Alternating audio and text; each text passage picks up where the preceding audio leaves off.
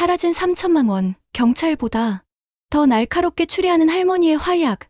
영상을 시작하기 전 구독과 좋아요 부탁드립니다. 알림 설정하시면 새로운 영상을 먼저 보실 수 있습니다. 은정은 올해 62. 남편은 오래전 세상을 떠났고 아이들은 다 제 갈 길 가서 바쁘다. 집안은 조용하지만 그녀의 머릿속은 늘 분주하다. 추리소설, 미스터리 드라마, 심지어 외국 탐정 영화까지 챙겨보는 그녀는 동네 사람들 사이에서 우리 마을 코난 할매라 불린다. 아이고 은정씨, 또 무슨 사건 터졌어? 사건은 늘 터지지요. 우리가 눈치 못 채고 지나갈 뿐이죠. 이 말에 동네 사람들은 킥킥 웃으며 은정이 오늘도 탐정 놀이를 시작했다고 여겼다. 하지만 은정 본인은 진지했다. 언젠간 내 능력이 필요해질 때가 올 거야. 그날 아침도 평범했다. 동네 슈퍼 주인 순자가 뛰어들어왔다. 아이고, 은정씨 큰일 났어. 왜 그래, 순자야. 집 불 났어? 아니, 불은 아니고 우리 슈퍼 금고에서 돈이 사라졌어. 현금이랑 귀금속 합쳐서 3천만 원어치야. 순자의 목소리에 동네 사람들 몇이 모여들었다. 아니, 누가 그런 짓을 했대? 경찰은 불렀어? 에구머니나, 세상에 이런 일이. 은정의 귀가 번쩍 열렸다. 3천만 원어치라고? 도둑질이네. 이건 확실히 사건이야. 순자는 울상으로 고개를 끄덕였다. 경찰 부르긴 했는데 언제 올지도 모르고 이 동네에서 누가 이런 짓을 했는지 모르겠어. 은정은 눈빛이 번쩍였다. 좋아. 드디어 올 것이 왔구먼. 내가 움직일 때가 된 거지. 그 순간 옆에서 듣고 있던 김노인이 코웃음을 쳤다. 은정씨, 괜히 나대다가 경찰한테 잡혀가면 안 된다. 드라마랑 현실은 다르다고. 은정은 허리를 꼿꼿이 세우며 말했다. 드라마는 현실에서 따온 거예요. 이번 사건 제가 반드시 풀어내겠습니다. 잠시 후 파출소 최 반장과 젊은 순경 하나가 도착했다. 최 반장은 동네에서 잔뼈 굵은 중년 경찰 은정과는 몇 번씩 마주친 사이였다. 아이고, 은정씨 또 와 있네. 이번에도 탐정 흉내 내려고? 흉내가 아니라 능력 발휘예요, 반장님. 이번 사건 제가 먼저 단서 잡아드리죠. 최 반장은 손사래를 쳤다. 제발 부탁인데 방해만 하지 마쇼. 이런 건 경찰이 알아서 한다고. 그러나 은정은 눈을 가늘게 뜨고 이미 현장을 훑고 있었다. 바닥에 떨어진 작은 흙먼지, 금고 자물쇠의 미묘한 흔적, 순자의 말투까지 모두 그녀의 사건 노트에 기록되고 있었다. 은정은 팔짱을 낀 채 슈퍼 안을 찬찬히 살폈다. 금고가 있던 구석, 그 앞에 남아있는 발자국, 그리고 테이블 위에 흘린 커피 자국까지. 이건 단순 도둑질이 아닌데? 순자가 울먹이며 말했다. 아니, 그냥 금고 열고 가져간 거잖아. 뭐가 복잡하다고 그래? 순자야, 잡아. 발자국이 금고 앞에서 사라졌지. 창문 쪽으로 이어지는 것도 아니고. 이건 최소한 신발을 갈아 신었거나 흔적을 감춘 거야. 주민들은 어리둥절한 얼굴로 서로를 바라봤다. 그중 김노인이 툭 내뱉었다. 내가 보기엔 말이야 순자씨, 자작극 아니오? 3천만 원어치 하면서 보험금 타려는 거 아냐? 뭐라고요? 김노인, 내가 그렇게 못된 사람으로 보여요. 순자가 버럭 화를 내자 옆에서 동네 아주머니들이 웅성거렸다. 아이고, 세상에. 설마 그럴 리가. 근데 또 모르는 거지 뭐. 요즘 세상에 못 믿을 게 사람이라던데. 순자는 발을 동동 굴렀다. 아이고, 나 미치겠네 진짜. 은정씨, 제발 좀 얘기해줘. 난 절대 그런 사람 아니라고 좀. 은정은 일부러 심각한 표정을 지었다. 흠밀다는 혐의 보류. 하지만 알리바이는 확보해둬야겠지. 그 시간에 뭐 하고 있었어? 그 시간, 나 뒷마당에서 장사 준비하느라 채소 다듬고 있었지. 그때 한쪽에서 순경이 조용히 말했다. 근데 슈퍼 CCTV는 왜 꺼져 있었죠? 모두의 시선이 다시 순자로 쏠렸다. 순자는 눈을 동그랗게 떴다. 그거? 어젯밤에 갑자기 화면이 안 나오더라고. 그래서 기사 부르려고 했는데 오늘 아침에 이런 일이. 최 반장이 한숨을 쉬었다. 흔한 변명이지. CCTV 고장. 도둑이 들어오기 딱 좋은 상황이야. 은정은 작은 수첩을 꺼내 적어 내려갔다. 금고 잠금 흔적 미세하게 긁힘. 발자국 사라짐. 신발 교체 가능성. CCTV 고장 우연. 조작? 순자 알리바이 채소 손질. 그녀는 입꼬리를 올리며 말했다. 좋아. 이제 용의자는 최소 3명 이상 나왔군. 주민들이 와글와글 물었다. 3명이요. 누가요? 순자 김노인 그리고 아직 밝혀지지 않은 제3자. 아니, 나 왜 나와? 김노인이 발끈했다. 아까 순자 씨가 자작극이라 했잖아요. 혐의는 돌고 도는 거예요. 탐정 세계에선 혐의 없는 사람은 없거든요. 사람들이 폭소를 터뜨렸다. 하아, 맞는 말이네. 은정 씨가 점점 웃기다니까. 최 반장은 머리를 긁적였다. 에휴, 나 이 양반 때문에 수사하기 힘들겠네. 근데 솔직히 말하면 지금 단서들이 다 미묘해. 확실한 건 없어. 그때 동네 카페 주인 미정이 슬쩍 다가왔다. 저기, 은정 아줌마 사실은 어제 저녁에 이상한 걸 봤어요. 이상한 거라니? 순자 슈퍼 뒤편 골목에서 누가 큰 가방을 들고 나오는 걸 봤거든요. 근데 어둡고 멀어서 얼굴은 못 봤어요. 은정은 곧장 물었다. 그 가방, 혹시 검은색, 약간 낡은? 맞아요. 어떻게 알았어요? 추리라는 게 다 그렇지. 가장 많이 쓰이는 도구는 검은색 가방이거든. 사람들이 킥킥 웃었지만 은정은 진지했다. 좋아. 단서가 확실해졌다. 범인은 이 동네 사람일 가능성이 커. 외부인이었다면 굳이 가방을 들고 몰래 빠져나갈 필요가 없거든. 은정은 눈을 반짝이며 선언했다. 이 사건 내가 직접 파헤친다. 오늘부터 마을 사람들 전원 용의자야. 최 반장이 혀를 찼다. 그러다 진짜 범인한테 찍히면 어쩌려고 그래요? 반장님, 걱정 마세요. 범인은 늘 자기가 제일 똑똑하다고 생각하다가 잡히는 법이죠. 그리고 은정은 수첩에 마지막으로 크게 적었다. 용의자 목록 전 주민. 단, 진실은 하나. 며칠 뒤 동네 사랑방 겸 경로당에서 주민들이 모였다.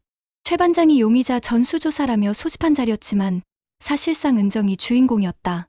은정 아줌마, 지난번처럼 또 수첩 꺼내들 거예요? 김 노인이 툭 쏘아붙였다. 은정은 눈을 빛내며 수첩을 펼쳤다. 자, 오늘은 본격적인 알리바이 검증 시간입니다. 첫 번째 해프닝 김 노인의 억울함. 김 노인, 사건이 일어난 날 저녁에 어디 있었죠? 에이, 나야 뭐. TV 보면서 막걸리 한잔 했지. 증거 있습니까? 아니, 그걸 누가 증거로 남겨. 막걸리병이라도 들고 있으랴? 사람들이 웃음을 터뜨렸다. 아이고, 막걸리병을 증거로 제출하라네. 그럼 잔디밭에 누워 자던 것도 증거 될까? 김 노인은 발끈했다. 이바들, 난 도둑질 같은 거 할 팔힘도 없어. 허리 펴기도 힘든 노인네라고. 그러자 은정이 살짝 미소 지었다. 그래요. 그래서 수첩에는 이렇게 적겠습니다. 김 노인, 도둑질 불가. 하지만 혐의는 여전히 존재. 아니, 아니라고. 김 노인은 얼굴이 빨개졌다. 사람들은 더 크게 웃었다. 그때 슈퍼 앞을 지나가던 젊은 청년 철수가 불쑥 들어왔다. 아줌마들, 여기 빵 가져왔어요. 은정은 그의 손에 들린 커다란 흰 봉투를 보며 눈을 가늘게 떴다.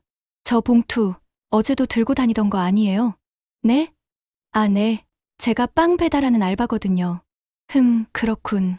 하지만 그 속에 빵 대신 현금 다발이 들어있을 수도 있겠죠? 주민들이 허허 하고 폭소했다. 철수는 황급히 봉투를 열어보였다. 보세요. 진짜 빵 맞잖아요. 순자가 빵을 하나 집어들며 말했다. 어머, 이거 맛있네. 그래도 범인은 아닌 걸로. 은정은 못 이기는 척 수첩에 적었다. 철수, 알리바이 확실. 단, 빵은 증거물로 확보. 뭐요? 빵이 증거물이라고요? 네, 수사에는 먹는 즐거움도 필요한 법이죠. 은정이 능청스럽게 말하자 또 한바탕 웃음이 터졌다. 웃음이 잦아들 무렵 미정이 조심스레 말했다. 근데 제가 그날 본 가방 얘기 있잖아요. 사실 가방을 든 사람 발에 흙이 묻어 있었어요. 은정이 눈을 반짝였다. 네, 장화를 신고 있었던 것 같아요. 반짝이는 검은색 장화. 은정은 곧장 수첩을 펴 적었다. 장화, 검은 가방 농사 관련, 공사장, 슈퍼 뒷골목. 주민들이 웅성거렸다. 이 동네에서 장화 신는 사람은 한둘이 아닌데. 맞아, 텃밭 하는 사람도 많잖아.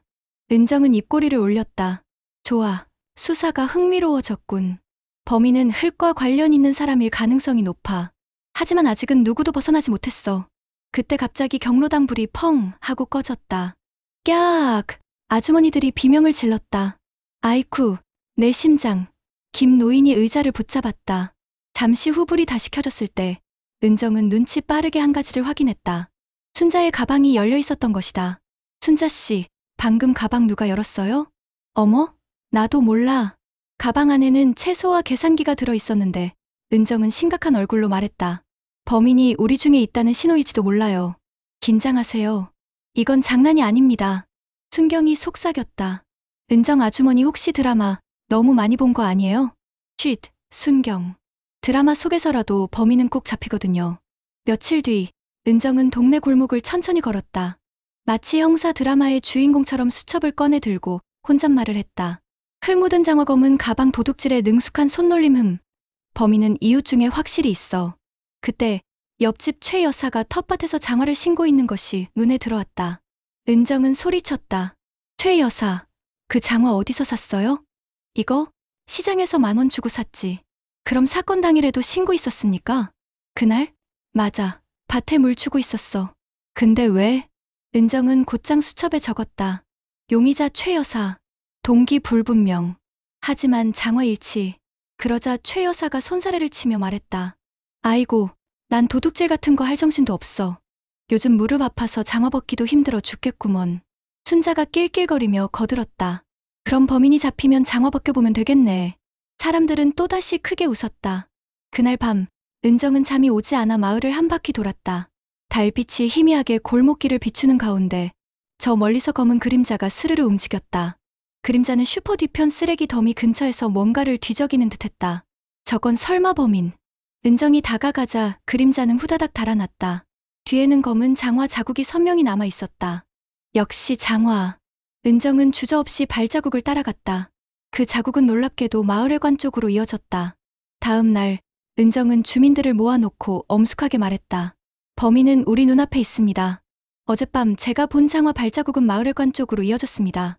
그렇다면 누가 가장 자주 회관을 드나듭니까? 사람들이 웅성거렸다. 설마 이장님? 아니, 그 양반이 왜? 이장이 당황한 얼굴로 손을 저었다. 난 모르는 일이야. 나야 회관 열쇠 맡고 있으니까 왔다 갔다 했을 뿐이지. 은정은 그를 뚫어지게 보며 물었다. 그럼 사건 당일 밤 어디 있었습니까?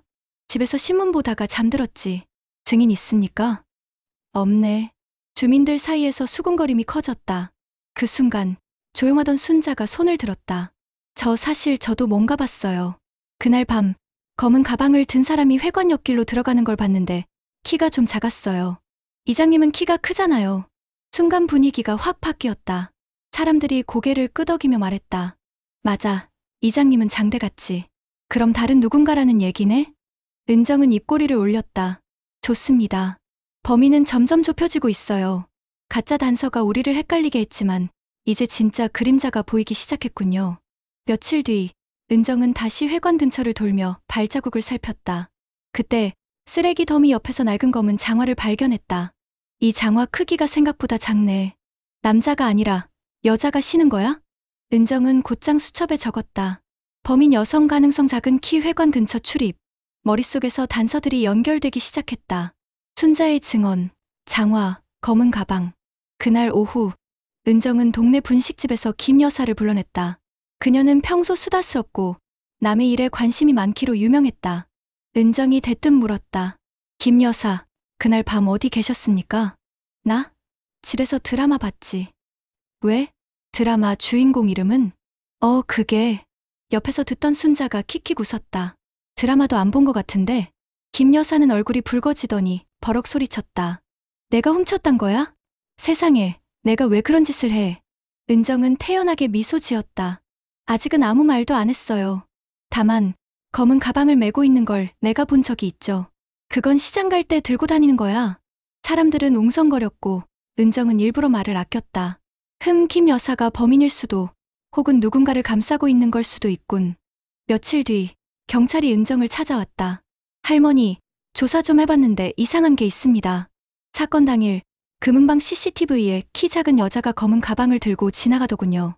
얼굴은 모자로 가려졌지만 목걸이가 눈에 띄어요. 은정의 눈이 번쩍였다. 목걸이? 그 순간 은정의 뇌리에 스친 장면 하나. 동네 주민 모임에서 봤던 박 여사의 목걸이. 그녀는 늘 작은 은빛 십자가 목걸이를 하고 다녔다. 다음 날 은정은 일부러 주민들을 불러 회관에서 말했다. 범인은 이 자리에 있습니다. 그리고 훔친 물건을 숨긴 장소도 알아냈습니다. 사람들이 술렁였다. 박 여사가 불안한 눈빛으로 말했다. 뭐라는 거예요? 은정은 빙긋 웃으며 말했다. 범인은 작은 키에 늘 십자가 목걸이를 걸고 다니는 사람. 모두의 시선이 박 여사에게 쏠렸다. 그녀는 결국 무릎을 꿇으며 울음을 터뜨렸다. 미안해요. 남편 병원비가 급해서 순간 눈이 멀었어요.